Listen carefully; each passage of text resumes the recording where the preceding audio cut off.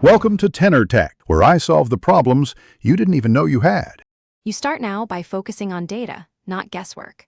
Open your analytics and audit 30 videos for watch time, CTR, and retention.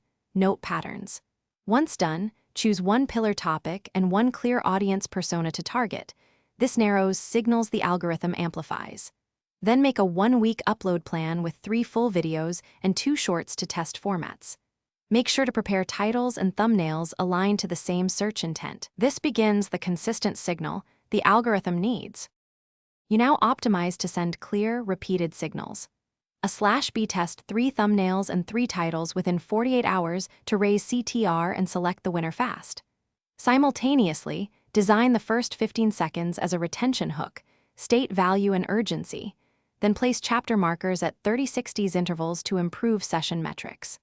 Once set, drive 3 external traffic sources like social posts, a newsletter mention, and a forum thread to create immediate view spikes. This combination, you finish by scaling what worked and stopping what did not.